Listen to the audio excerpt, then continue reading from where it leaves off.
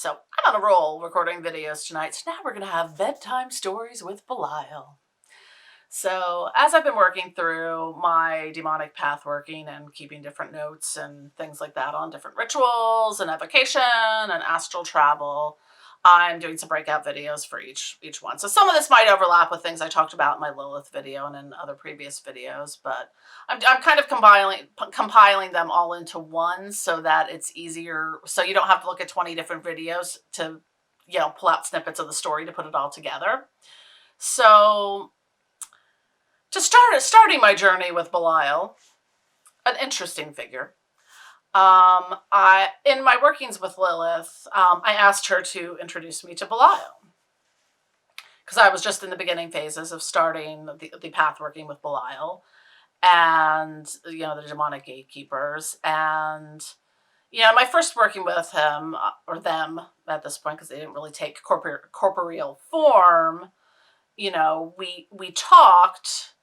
And I was a little apprehensive at first about working with Belial because I'd always heard how hard he was on everyone and how, just it was, he puts you through the ringer and, makes you do the hard self-work and all that. And I really expected a lot of really intense challenges and stuff from everything I read and from videos I watched about other people's experiences.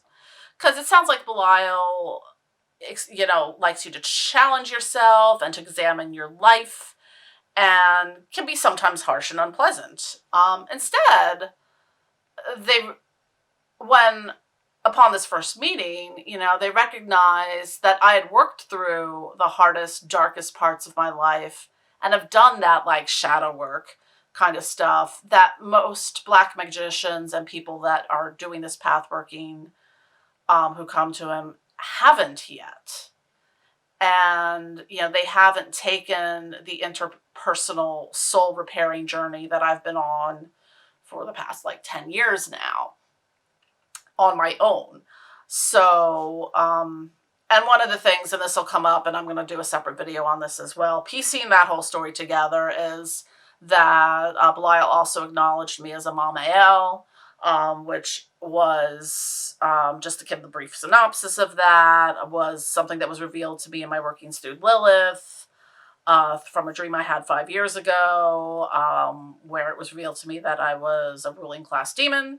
The name of that demon was Amamiel. And so, he acknowledged that. So this is something that carries on in my working with the different gatekeepers and things like that. So, I asked for more information about who I was and why I left that realm. And they seemed pleased by my presence. And he said that I was bored and wanted to experience living in this realm again, since it had been a very long time since I walked the earth, and wanted to see what changed since the last time I was here. I always suspected that I was not of this world. So I also did ask Belial for some prophecy, and that part gets a little bit murky, but the thing that I'm seeing throughout all of this path working is that the current state of the world is in phase 1 of the transition to the new world. Things are changing, and, in the age of coronavirus, this is just the beginning. So the second time I worked with Belial, and I sort of mentioned, at least at this time, I noted what, I was doing. So I worked using Belial's demonic enchanting and the invocation from Asenath Mason, which is on the Temple of Ascending Flame website, and also used my Moonflower Flying Ointment. I prepared an offering bowl with rose petals, jasmine, frankincense, black obsidian, and gold and black glitter, along with Belial's sigil. And one of the common things that I found in my working with Belial, and I don't know if others have experienced, is that Belial has this secret cave dwelling. I feel like it's near the sea, but in this, I felt this falling down a swirling portal, this, physically felt like I was falling through this kind of like swirling dark kind of vortex thing.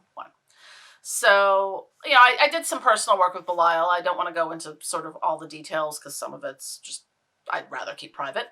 But after we returned, I asked Belial what I could do in return for, the work that he's doing with me. And he asked me to punch a Nazi. He's annoyed that so many of them have hid out in the left-hand path and Norse pagan traditions. I asked if this was a figure or literal. Either way, I get to punch a Nazi for Belial. I'm okay with that. So if you're like a white supremacist watching this and shit like that, hiding out in the left-hand path, Norse pagan, all that shit, Belial wants you to get punched in the face. So one of the things I mentioned in the Lilith video, there's several times in the workings when all the demonic gatekeepers have showed up for some reason. And so in this particular one, we went sort of, to this somewhere in the underworld. And, we were at this long table. Lilith was at one end, Lucifer was at the other. The rest of the demonic gatekeepers were there, except for Satan, but King Paimon was there for some reason. And so she introduced me as Amamiel.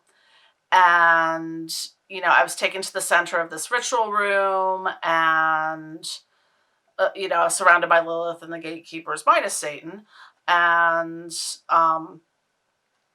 as I mentioned in the Lilith video, that in order to reveal the knowledge I once possessed as Amamiel, I had to pass a test from the gatekeepers, and they each drank of my blood, and I drank of their blood, and I was accepted into this path, and that things will be revealed to me slowly because they said as a human I could not handle the sudden gnosis all at once.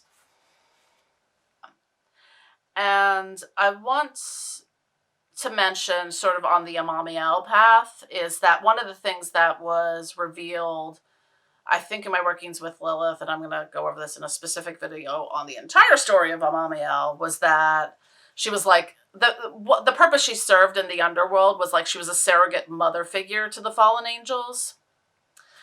So, again, I was working with Lilith primarily, but then Belial popped up and he wants me to find someone by a specific name and to tell them that this person is a pusillanimous twit. Belial is a weird one to work with sometimes. And another working with Belial, I pledged to stand and fight against tyranny and fascism. So Belial is, I feel like, this, a lot of the current that's going on right now in the world is being fueled by Belial. Because he's like, yeah, fuck this shit, punch a Nazi, fuck tyranny, fuck fascism, So Belial is starting to take a little bit more form at this point in time, and in the earlier work, and he's taken many forms, and some of them are just completely and utterly ridiculous. But in the first sort of rendering of Belial, he appeared sort of as this like film noir era gentleman in this like, little shifty, but like a fedora hat, suit with a trench coat, and he sort of has this hissy, like he's hissing when he speaks, like it has slight lisp, like he's pretending to be a snake or a cat. So that's one of the more normal ways Belial has appeared to me. But I talked a little bit about, I did a specific video on this subject, the demonic spirits and gender manifestations. And to quote Belial, binary gender is antiquated and fuck turfs. So, good advice, Belial. Good advice. So as I started working with Azazel, is like a lot of times I find Azazel and Belial work together with each other. And I'll get a little bit into some of that because it gets a little weird and interesting. So I did my first evocation to Belial. So I used, candle, sigil. I tend to find things a little more clearer in the astral realm, but it's like I can never tell when I'm doing live evocation if who I'm evoking is truly present. But I took some photos to document it, and I remember there being like and I couldn't explain it because I used two entirely different photo apps on my iPhone, and in some of the pictures and in others there's just like little blue kind of light smudge in different places, but it's not consistent. So I don't know. And Corey's come to join.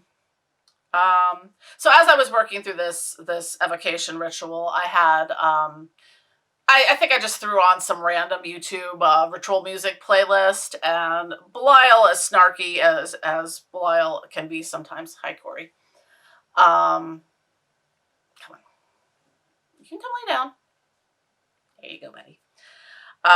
Referred to one of the pieces of music as yuppie goth couple music, makeout music, like Enigma cheesy. Also, my cat Moon, my witchy poo, helped. So Corey decided to join for Belial's bedtime stories. So in the next working, and this one I find is the most interesting working I've had with Belial, because it's the one that's had the most, well, sort of impact on my existence. Corey. So we're just gonna have to deal with Corey, who apparently needs attention right now. So in this particular instance of working with Belial, he appeared as a sort of cartoony red cobra, or maybe bad CGI. And he was wearing a business suit, which is confusing because snakes don't have arms, so I don't know how the business suit was staying up. And he had a pipe and a fedora. So in this particular working with Belial in his red cobra, cartoony red cobra form, I asked Belial what his special power was. He said that he could turn chickens into hamsters. I don't know. Demons, eh? He also said that I would no longer be afraid of snakes. Now, I have always been afraid of snakes, like, for my entire life. Like, if there was a snake in my backyard, I'd throw it the keys and be like, it's your house now, buddy, and run to the hills. So, but the interesting thing is, I find, like, as I've seen pictures of snakes and videos of snakes, they aren't creeping me out as much as they used to. Now, I haven't seen a snake in person in a while, and I haven't been to the zoo in a while, and shit's still closed, but it's just interesting. I was like, someone posted, I think on Facebook, some picture, like, snakes in, like, hats and, you know, dressed up and stuff. I was like, oh, look at the cute little snakes. And normally I'd be like, snakes. And I've had dreams with snakes in them, which normally are terrifying dreams. And they weren't as scary as they used to be. All right. Corey. So I finally got Corey comfortable and laying down so he's not, like, all over the place. For now. So in this particular working, I asked Belial if I was one of the chosen ones. He said, if I have to ask that, then I already suspect that I am. And that if I suspect that I am chosen, then I am chosen. He gave me the prophecy of reconstruction after destruction. I asked about the coronavirus, and he said it affects those with weak or flawed DNA. I'm not sure. At one point, I rose up in bed like a serpent and hissed and was writhing around like a snake. He also revealed a little bit more about Belial, and I will kind of cover that a little bit in the video I do on that. And I thanked him for hanging out and you know, sort of, you know, to kind of release from that particular working. And he said he was going to go turn some chickens into hamsters. Odd one that Belial is. So the next working I did with Belial was a blind sight evocation. So I was at my altar, you know, blindfolded, my eye pillow thing. So with Belial, and I ended up summoning all 9 gatekeepers somehow. And I noticed that in this particular evocation, my head felt really spinny and like swirling, like, you know how like when you're drunk and you get the room spins, it was a little bit like that. Like I could felt a little like woozy and nauseous, but I could feel them around me. And I was in the center of the circle, my universal circle thing that I have. and they each put their hands on my head. It felt gentle yet heavy, so I could feel like the sensation of something kind of touching the top of my head. And then I wrote, I'm at a crossroads. I need to find my path forward. Is it alone? Is it with others? Hopefully, I'll know more. And they keep telling me to be patient, but I know that they are there for me. Where I started working with Belial and Azazel at the same time. So again, I at some point met up with the 9 demonic gatekeepers in the astral realm, and they were activating something within me for like the awakening, enlightenment, ascension via some sort of psychic surgery. It's not like they were cutting into me or, the alien probing kind of stuff, but like they sort of had these sort of pointy fingers and were doing things, and I don't know. I just call it psychic surgery because I don't know what else to call it. But, Belial walks in late and he's like, damn it, Azazel, I'm a demon, not a brain surgeon. Again, Belial. He just comes in and says, like, the weirdest shit. I actually was talking later to Orly Stewart about the psychic surgery thing, and she said, this is a common thing in the path working, is that they're removing junk DNA, and other people have had similar experiences when path working with Belial. So I started working with Azazel a little bit more at this point, and again, I was in this like medical type room so that they could do more of that like psychic surgery. And Belial showed up and was like, I've got 37 snakes and a foxtail. And then they began to work on strengthening and activating the code in my DNA. I asked them to fix my joint pain in my right hand and the rash that's always there. Still there, but, But they seem to be, and I've noticed this change too, is they're preparing me and being able to split my consciousness so I can be in the astral realm and waking realm at the same time. And I've actually been able to get up while astral traveling and go to the bathroom, grab a snack, something to drink, and not leave the astral realm. So that's been interesting. Belial said that my greatest asset and my greatest weakness is my need to love and be loved. Fuck you, Belial. You are so goddamn right. Yeah.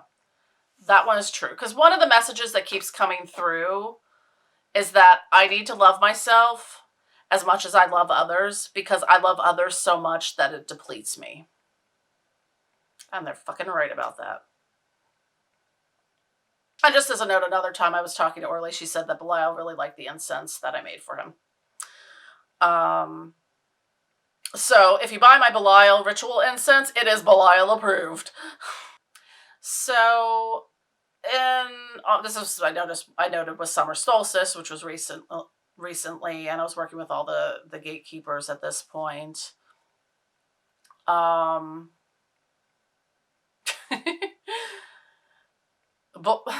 Belial called Beelzebub King of Planet Slug. I get the feeling like I haven't worked with Beelzebub directly, but that motherfucker is really impatient because he keeps sending fruit flies to my kitchen.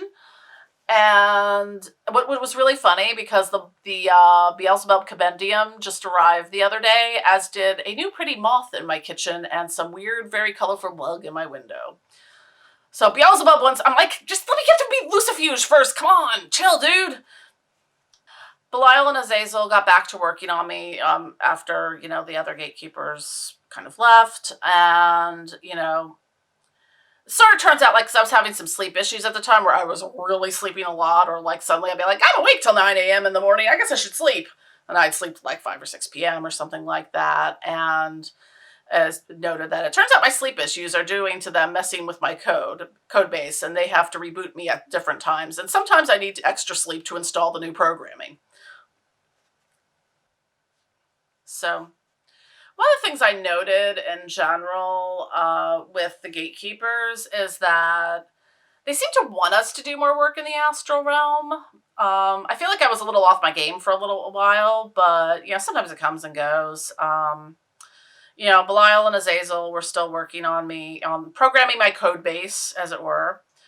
This was the time that Belial changed forms from a combination of Curious George and a flying monkey from The Wizard of Oz. I was like, why, Belial? Why? He was like, because I can. But the thing that comes through a lot of times when I'm working with the gatekeepers is that they seem to want to fast track me through the pathworking process for some reason. And I don't know if it's just because I'm older and I've been kind of pathworking without knowing it for the past 10 years. So I've done a lot of this work already. So that's just one of the things that keeps coming up. And recently I did the mirror, like a dark mirror scrying with Belial. And I actually haven't read this yet. To seek to know, you have to have the right question. To know who you are, you need to know who you were in order to be who you will become. I should have wrote down the questions I was asking, but I did not. I just wrote down Belial's answer, so we'll have to, make the questions as we're going on. You hold the keys to Lilith's manifestation. We have always known you would come to us. Keys are the answer. Answers will not suffice. To know, to see, to be. It's all there. You just haven't seen it yet. With greatness comes expectations. You must be of yourself to know yourself. Queen of night, queen of many names, forced shudder with fear. Inconclusive remnants buried beneath time. The old world is dying. Healing manifestation.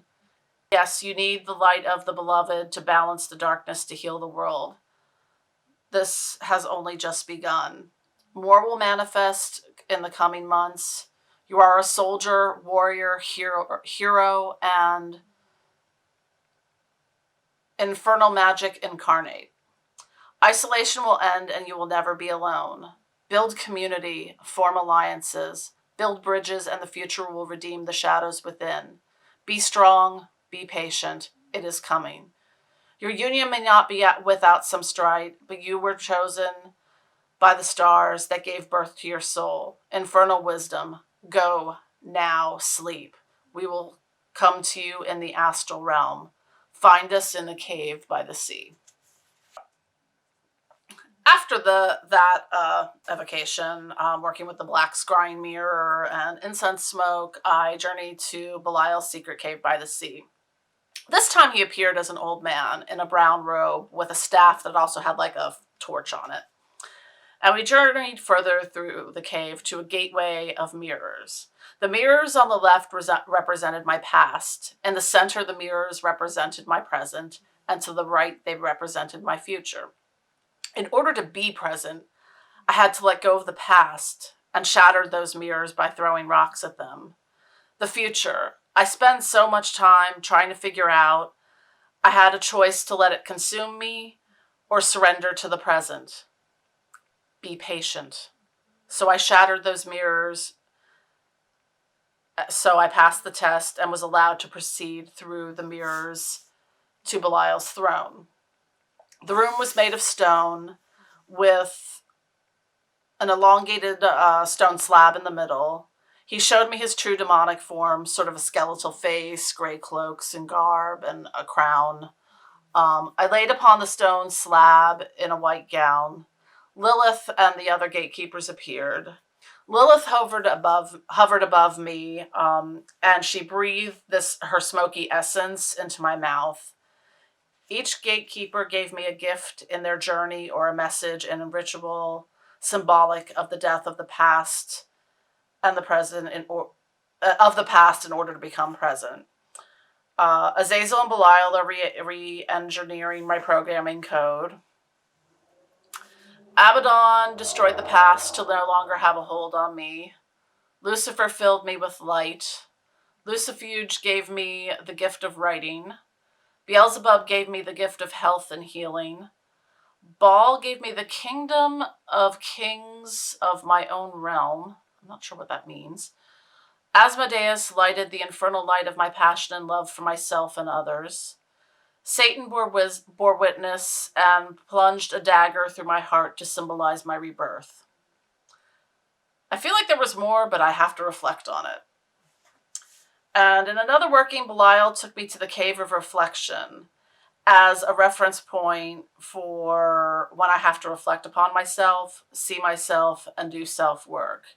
He then took me to a portal room, which telepathically will transport me to other realms.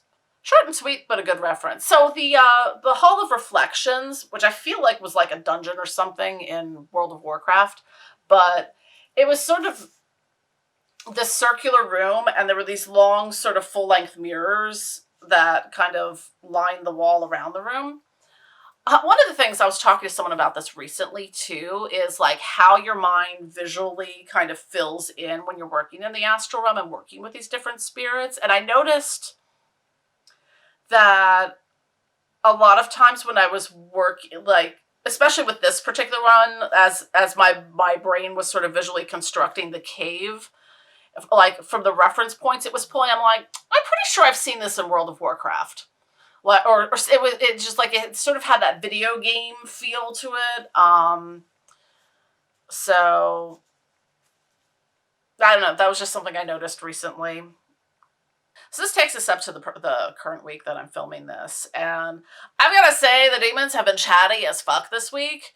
I'm ready for the next steps in my ascension. I overcame an obstacle that was holding me back. They were right. I need to love myself more and stop depleting myself by loving others too much.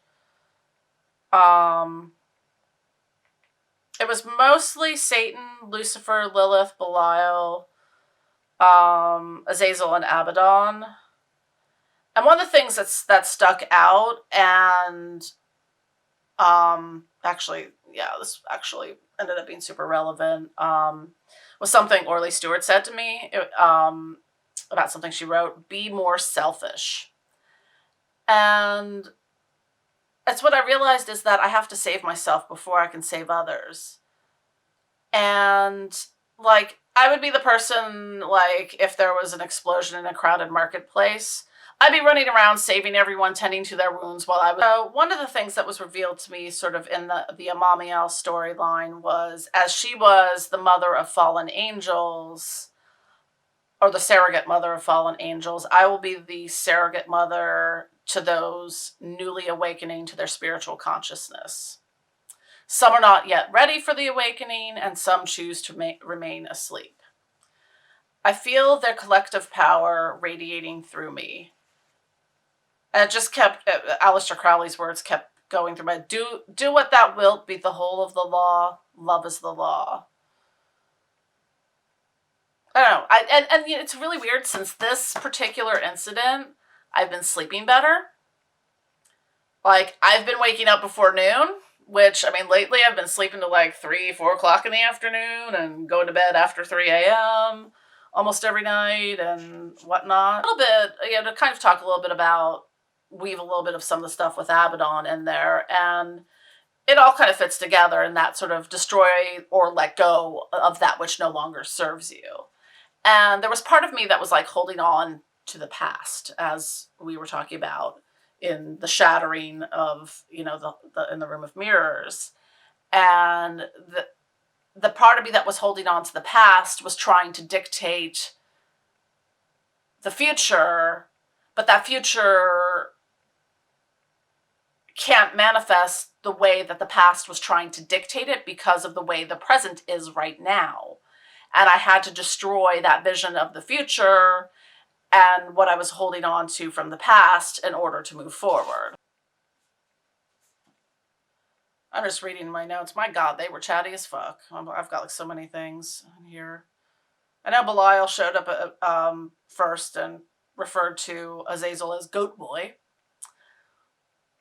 And they've both been working on, I think they're getting towards the end of restructuring me and doing their, psychic surgery stuff. And they said, you have to be prepared to lose everything in order to move forward. And again, as I sort of mentioned earlier, they said that I have been unknowingly pathworking since 2011 in my own pursuit of becoming a better person, addressing my emotional issues, and making changes in my life and continuing to do so. So, but it's interesting how, and that's kind of takes us up to the present. It's really interesting how these things, these workings that I've been doing with these big scary demons, have fostered a lot of positive change in my life, in the way I think and the way I feel about things and what I'm doing. And, I feel like demons are really just these like intense self-help gurus who are like, be a better person. Now, here's how you do it. You got to do the shadow work to get through the bullshit to the other side, to be present, to get to the future that you want to manifest. You can't hold on to the past. You can't go back to the past. You can't go back to the way things were. You can only move forward. And sometimes you have to let go and destroy the vision you had of what that forward was going to be in order to forge a new vision, a better vision. So, demons, y'all, start working with them. And if you have any questions, let me know. Because apparently I'm supposed to help with that. Demons give me all this work to do. Anyways, it's fairly late. This is the third video I've recorded this night in the same position, same lighting, all that stuff. So, anyways, don't forget to click like and subscribe, and I will be back with more stories and fun videos. Love y'all. Good night.